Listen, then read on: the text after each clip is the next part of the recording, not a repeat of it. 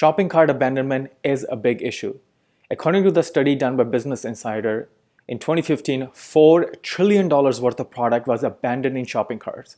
So hi, this is Vishal Kalia from Rogueline, and in this video, we are going to talk about 7 reasons why people abandon your shopping cart, what can you do to prevent it, and if they have abandoned your shopping cart, what are the activities you can do to bring them back to your site and finish out your checkout process. And we're also going to explore Zara.com and see how they optimize their checkout process to reduce the shopping cart abandonment. Hi, welcome. So we are going to look at shopping cart abandonment statistics.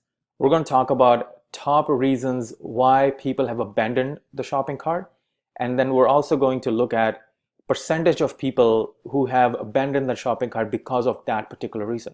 So this research was done by Tableau and Statistica magazine, and they talk about primary reasons why digital shoppers in United States have abandoned shopping carts in fourth quarter in 2016. So let's dive right into it.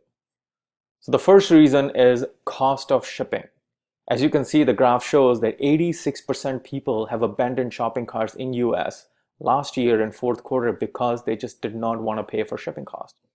And which is pretty prime reason. Like I remember I used to buy stuff from Amazon like all the time, especially books. So I'm buying a book, cost maybe $10, $15, and the shipping cost would be another $5. And I have abandoned shopping carts multiple times because I just did not want to pay $5 for shipping. And Amazon probably saw that a lot of other customers were doing the exact same thing, and that's why they ended up introducing Amazon Prime years ago, which for a fixed cost give you second day free shipping. And Amazon Prime has doubled their user base, I believe, year after year since then. So I know when you are like a small retail store, you have a small e-commerce website, you can't ask people to pay a yearly fee for free shipping, or you can offer free shipping on multiple items, especially if you're selling like bags or shoes, which are big size items. So one thing you can do here is, let's say your average cost of your cart or maybe of your product, let's say if you're selling shoes, is around $70-$80. So you can incentivize user that they can get free shipping at a minimum order of $100 or maybe $150. So what it does, it incentivizes users to look for like an additional accessory to buy that will cover that $20 to $30 gap. And it also gives them an option that, hey, I can get free shipping. This site does offer free shipping, so I don't have to abandon it. So these work pretty well. So the next reason why 72% of the people have abandoned shopping cart is the cost of order became too expensive. Now this reason is very interesting because there's not much you can do in a way. If maybe one of the reason could be that your products are so amazing that people cannot help themselves, so they keep adding more and more items to the shopping cart. And in the end, if they were planning on spending $100 on that particular shopping spree, they end up spending, their shopping cart looks like it's $400, $500. So this happens in particular sites that I have seen. So, if somebody bought a one item, which is, $70, $80, so they will show this item on the top. Then on the bottom, it also shows people who bought this item also bought any of these accessories or these additional products. So in a way, which is actually pretty great because now you're incentivizing user and telling them, hey, if you like this, you're much more likely to like the other part as well. So why don't add that to it? But this can backfire in a way that if the main product is $70, $80, the products you're showing on the bottom are also $30 to $50 each. So even if a person adds like 2 of those, all of a sudden their order is close to $200. If they go through the process, which is great, now you've just made additional $100. But if the customer is more price conscious and they're not willing to spend more than $100 on this particular shopping spree, they might just go away. But this, before you decide what you want to do, I would look at the analytics, like are people who are abandoning your shopping cart only had one item in their shopping cart, or the people who have abandoned your shopping cart had like a couple accessories that you showed them on the bottom of your page and then they have abandoned. So then you have some ballpark to see which one you can play around with it. So one of the things you can do here is, let's say your product cost is around $70 and you want to offer people free shipping and you do want to increase your order, but you don't want to increase it by so much that people will abandon it. So if your product cost is around 70 bucks for the main item, you can offer free shipping for around $100, and the accessories you show on the bottom, make sure their price range is maybe between $10 to $30. So if a user buys one item on the top, they can buy maybe one or two accessories from the bottom, so that pushes their order just around $100, maybe 100, 110. So which does two things. So now you sold an additional item and you are able to give them free shipping. And last, their cost of order has not become too expensive that they would actually abandon your shopping cart. So these you can play around with a little bit more to understand where it fits in. So that's why, analytics is extremely critical. So try these things and check it out and see how it functions. Next reason why 22% people have abandoned is the hassle of return. Especially for online e-commerce, hassle of return is just too much.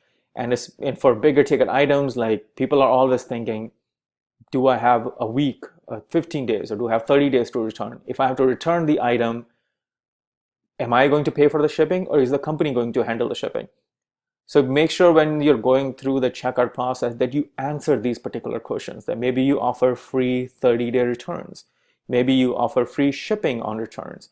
So you have to still see your cost, that how many people are actually returning your item. And based on that, you can see if you want to charge them, like $100 for free shipping one way. But if you see a lot of people who buy that particular item are actually returning your item back because maybe the size doesn't fit, whatnot, then instead of asking $100 for minimum, you can ask for $110 minimum, and that will compensate that you can offer free shipping in return if somebody wants to return the item in the future. So the next reason is lack of payment options. Some people want to pay with credit cards because your site might be new, they're not registered with you, or somebody just wants to pay with PayPal because they do not want to submit their credit card information on every e-commerce site that they shop. So the more options you can give them, the better you are. So I would stick with at least offering 3 to 4 different type of credit cards. So which are the more popular ones? For example, Visa, MasterCard, Discover. I would at least have a PayPal type of option, because like I personally don't go to site and I never want to put my credit card information in, so I would rather trust PayPal and just run everything through it. And this thing also follows for the next reason, which is security concerns. So if you're asking people for different payment options, you have to make sure that you tell them that their information they're sharing is secured. So how can you tell them that their information is secured? You can have an SSL certificate. You can show that your information they're sharing is encrypted. You can have like a McAfee's logo there, that the information is secure. So there are multiple ways of doing it, but make sure you have some sort of way of telling them that information they're sharing is secured. So there are 2 more reasons that I want to cover in addition to these top 5 that I have seen in my clients. I've actually have experienced those 2 reasons. So number 6 probably would be is the checkout process is taking too long. So I had a client, they spend I think like $3,000 to $4,000 on advertisement. So they were bringing people to their site, and their customer was adding the product, but their checkout process was 6 steps long. In this day and age, nobody wants to wait for 6 steps. Typically, when you are so used to buying stuff from Amazon or Zara's of the world, which is 1 or 2 step checkout process, if your checkout process is taking 5 steps, 6 steps, people will abandon. And at every step, you lose about 20% of the people. So make sure your checkout process is not super complicated. Don't ask them too many unnecessary questions, and make it easy, one click, so people can actually buy your product, be in and out of your site as soon as they can, and they can get along with their life. And reason number 7 is pretty simple, but people have abandoned shopping carts because of that, is don't ask your customers to register on your site all the time.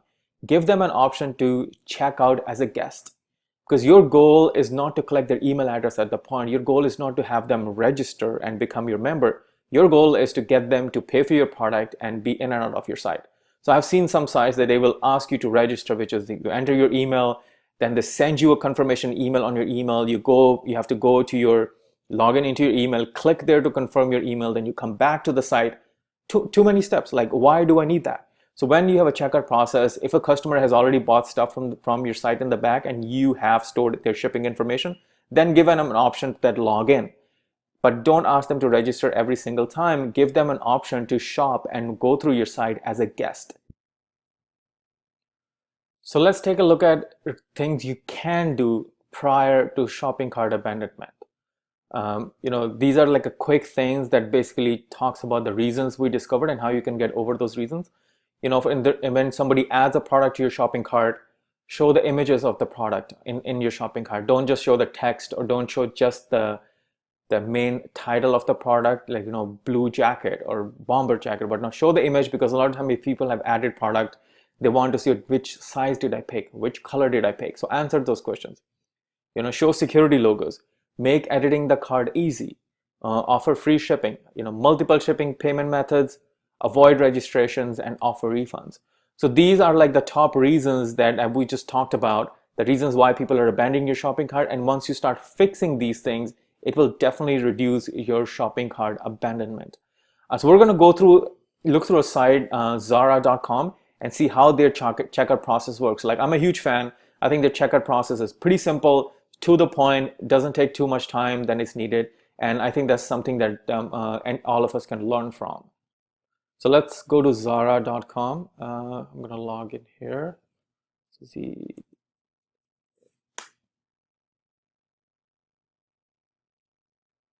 So we are going to go and pick. So I think Zara used to offer free shipping on $50 or $70 item.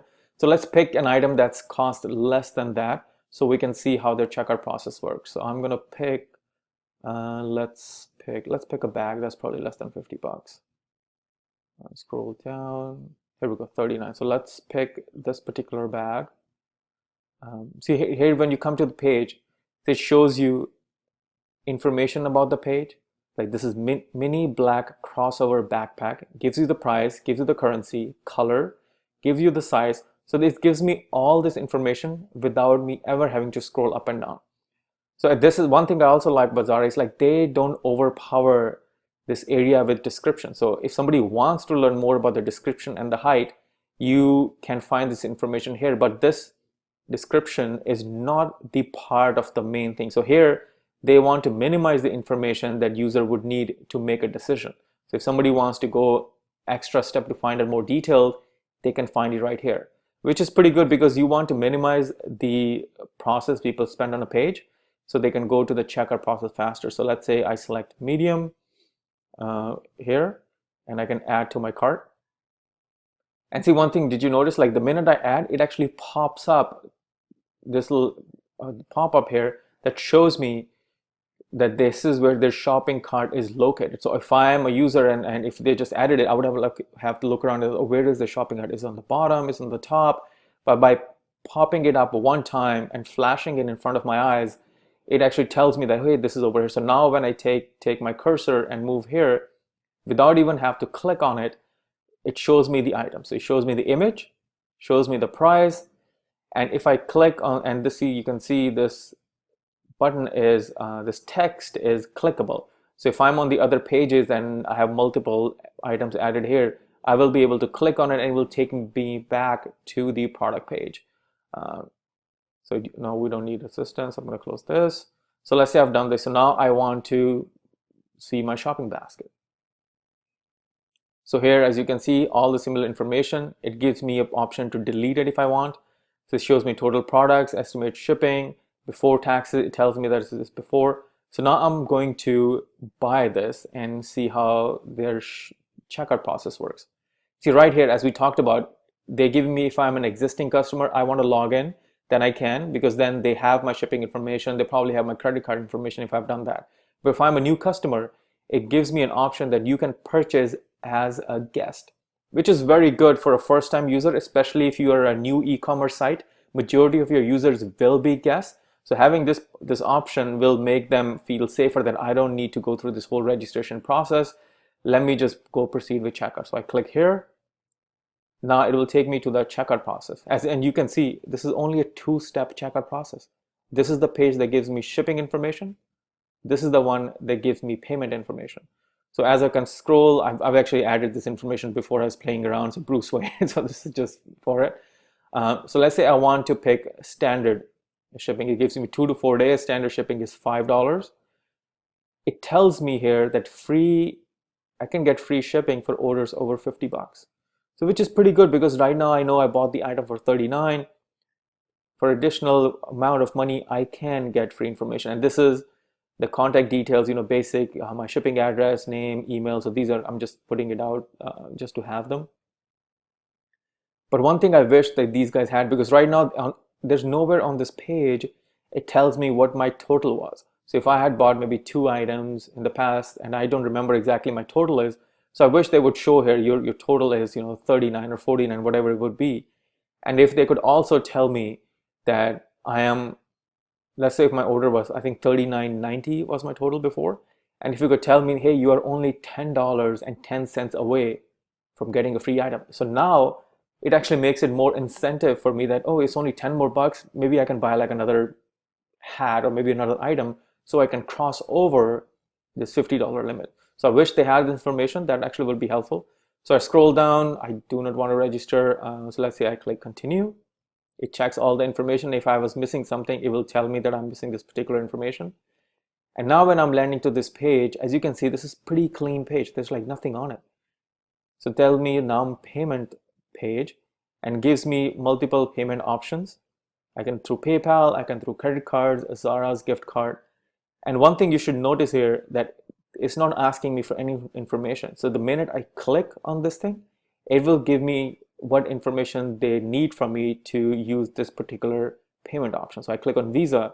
Now all of a sudden this thing pops up and tells me, okay, if you were to pay by credit card, these are the information we would need. And if I have put in my address before, so they pre-populate with the shipping address, and in case the shipping address is different than the payment address, you can go ahead and change it.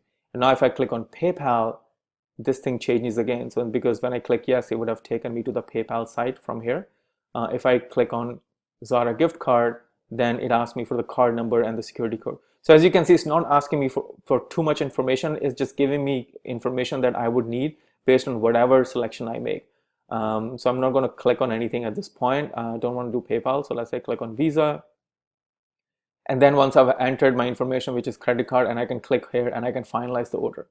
So as you can see, this is pretty clean cut 2-step process for people to buy stuff, and it works really, really well. Like I've been buying stuff from here like so many times. So I would recommend use Zara site, and there are a lot of other sites who are really good, but use their checkout process as a benchmark and see if you can copy, I would say not copy, but like take inspiration from and use a similar checkout process on your site to reduce your shopping cart abandonment. So now let's say you have done everything right. You have fixed your checkout process and people have still abandoned your shopping cart. So what can you do to bring them back to your site to finish the checkout process? So let's go back to our presentation. I'm going to go to this one. Okay, here we go. So post cart abandonment. So let's say you did everything right. So people have still left their cart. So there could be multiple reasons why people left. So maybe they came to the checkout process, the order was too much, and they started thinking maybe there's a coupon that I can go find. So they left. Maybe they're shopping at home and kids came home or somebody else came home and that got distracted. So there are multiple reasons that could happen. So what can you do post cart abandonment to bring them back to your site? So one of the things you can do is ad retargeting. So there are multiple retargeting ad companies. So AdRoll is just one of them. The reason I mentioned because I've used them and they have worked out okay. So you can, whenever user have visited your site, you drop a pixel. So what AdRoll does, it will drop a pixel on the customer's computer. And when they go around the web on different sites, you can retarget them with an ad of that particular product that they have added on to their shopping cart. So this is pretty high stuff because then you have to create multiple ads depending on which one you do. Another one works really well is Facebook ads retargeting. I'm a huge fan of Facebook ads because it works very, very well and it's a lot cheaper compared to AdRoll, and you can actually keep, and they give you really good analytics data so you can keep track of what's converting and what's not. So, but prior to using Facebook ads for retargeting, make sure your website has a Facebook ad pixel. And we're going to talk about how to add Facebook ad pixel to your web page in another video. So once you have that, then with the pixel, it can track that person just landed on your homepage and then they went away, or did they landed on a particular product page and added a particular item on their shopping cart, went to the last page on checkout and did not click purchase to finish it. So if somebody left that page, you can retarget them whenever they visit Facebook with maybe a free shipping offer, maybe a 10-20% off coupon offer. And in the ad, you can show the item that they have added in their shopping cart.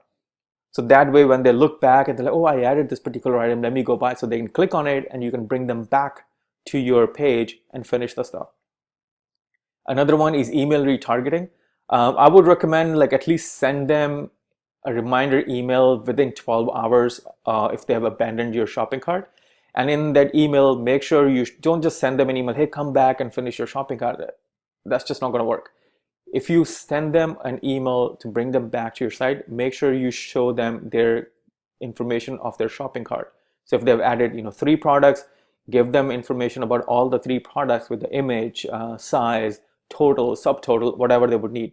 And if the person abandoned right before the final click and maybe they're looking for free shipping, maybe they're looking for a coupon, give them a time sensitive coupon. So don't give them a coupon that's valid like 20% off. Give them a coupon, hey, this coupon is valid for next 24 hours. If you claim it, you get free shipping, or you get 10% off. But don't overdo it all the time, because then people will figure it out and they will start abandoning your shopping cart. So then you have to offer a coupon all the time. But try for like 25% of your users, or maybe 50% of your users, and see how they react to it. Last one is bots. So Facebook Messenger bots are very interesting at this point. I will say I've explored with them, so I am not 100% sold if they work, but I just wanted to list this as one of the options, that in case you want to look into it, because what bot will do is you can run your Facebook retargeting ad, and instead of saying click here to view your cart, you click on it and it will take you to their messenger, and then you can have a bot have a conversation with the user in the messenger, and there you can also show their shopping cart information in the form of cards with an image, text, and all that. And there you can have the bot interact with them that, hey, why was the reason why you abandoned? Would you like a free coupon? Would you like free shipping? Blah, blah, blah. So those works pretty well. But I would say explore a little bit more on them and see if it works. If it works for you, that's great. There are multiple companies doing it. So at this point, just to recap, I think we went through the multiple top 7 reasons why people abandon shopping carts. Then there's certain things you can do to prevent shopping cart abandonment. And let's say people still abandon your shopping cart. What can you do post-cart abandonment to bring them back to their site? Try these things, mix and match. And one thing I would say, like whenever you are testing these things to figure out which one works and which one does not, make sure you are checking your analytics. Make sure you are tracking what's working. Because if you cannot track what's working, what's not working, you will not be able to fix it. And I will say change one thing at a time and see if it works. If it works, great. If it doesn't work, try something else. And keep your analytics in check so you know what's working, what's not. And then you can figure out what is the best way to increase your customers' checkout process and reduce the shopping cart abandonment. So this is Vishal Kalia from Rogueline, and we are a marketing consulting firm for fashion businesses. So if you like this video, please give us a thumbs up and subscribe to our channel. And if you have any questions, drop in a comment and I will be more than happy to answer. So thank you very much and have an awesome day.